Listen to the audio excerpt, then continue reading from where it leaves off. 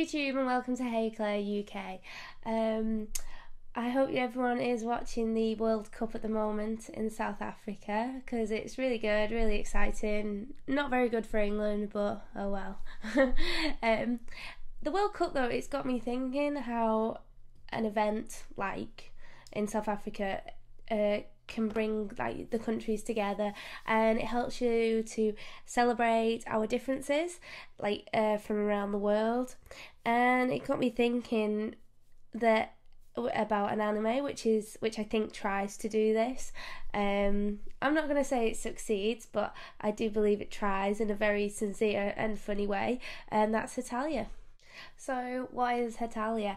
Hetalia is about historical events which happened obviously in the past, but with certain countries, and these countries are given human like form. The main events covered are between like World War One and World War Two. There's about eight main characters. 3 from the Axis power, they call them the Axis powers, and 5 from the Allied forces, which is a term I think sounds a bit more familiar than the Axis powers. In the Axis powers, you've got North Italy. He's an energetic young man, and he loves food and he loves life, and he's very cute, and you mostly find him mass producing white flags. Germany, I think Germany's the most stereotypical of them all. He's got blonde hair and blue eyes, and he's very efficient and he's very, very seriously and takes life very, very seriously, and his job very seriously as well. And Japan, he's quiet, he's also serious as well, and he can't really come to terms with the Western world. He finds it a bit daunting. That's the Axis powers. But the Allied forces, take from it what you will as well when you're watching it, because you might see your country and think, oh, I don't agree with that. But I'll start with England, close to my heart. England is he's a blonde man with scruffy hair and big eyebrows. And what the thing about England is that he can't cook, which I totally disagree with. He can't cook. He's quite serious as well. He's a bit into witchcraft. And he tends to not like France. I don't know whether that's true or not. He doesn't like France, and I don't know, because he kind of brought up America, and then obviously with the Battle of Independence, America became, separate from him, so he's still a bit bitter over that. America, I think, is quite typical of America, except he wears glasses, which is weird. He's like this loudmouth, he's larger than life, blonde hair, handsome, wears glasses, and you can usually see him with a hamburger. Which I think is a bit, oh no. France is, he's kind of like the Casanova. He has long blonde flowing hair that he tries to get England to style as well. He's very he just lies down. He's very cool. He's very nonchalant. China he's very, very stereotypical. He's like a little man. You usually see him with a walk, or you usually see him with pandas, and he's got like his little ponytail that comes down the side, and he's in traditional Chinese garb as well.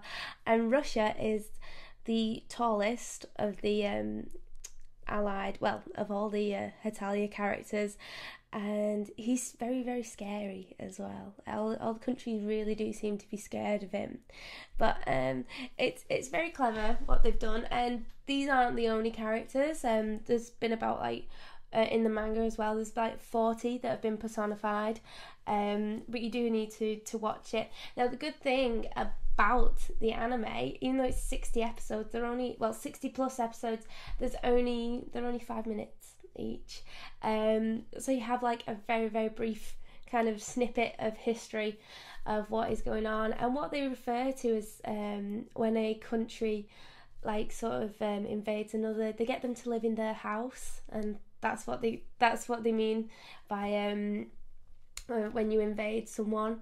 So you do have to think about it on like kind of like the metaphorical level, because all these people are representing the country as a whole. But it is very funny. There's like other characters. There are girls as well. Hungary's a girl. Ukraine's a girl. Belarus is a girl. Liechtenstein's a girl. And when the countries are close, they call them like their little brothers and little sisters. So it's very clever. I don't know if you might get offended by it. I don't know, but at the same time, it's quite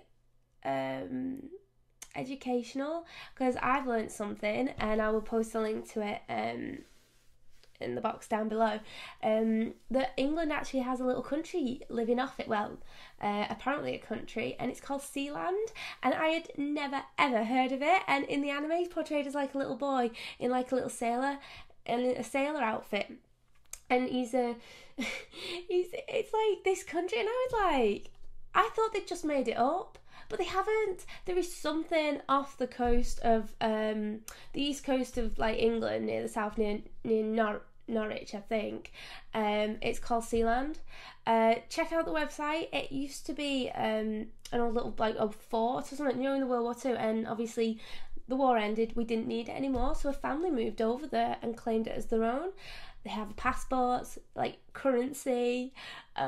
It's crazy. And but what they do in the anime is that, which is kind of symbolises real life, is that nobody will acknowledge Sealand. This is in real life. Nobody will acknowledge Sealand as a real country, because it's not. And in the anime, what happens is when the little boy's trying to speak, everyone just walks past him. It's a bit like, oh, but that is true. But check out the anime, because you'll learn a bit. I must admit, I learnt something, especially stuff about Prussia. I'd never heard of that either. My own continent, and I didn't even know it. But they're only 5 minutes. There's no dubbed that's come out yet, and to be honest, I don't think that's a bad thing. Because I mean, you can kind of tell the accents, even though everyone's speaking Japanese.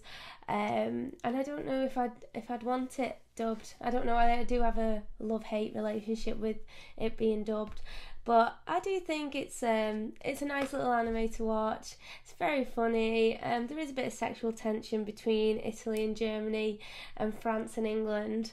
So interpret that what you will. It is it is pretty obvious though. But on the whole, I don't know if it will be everyone's cup of tea, unless you're very love your country so much. You might be offended, but I don't think it's intended to do any harm. If anything, I feel more educated after it. But do watch it, and on the whole, I'd probably get this anime about a 7 out of 10. Because it is funny, it's light-hearted, but at the same time educational, so do check it out, and do check out the link to Sealand. It's crazy. Oh my gosh, do check it out. Okay, this has been Hey Claire UK. Hope you enjoyed it, and hope you're following the World Cup, and hope you're all guys stay well. Okay, bye.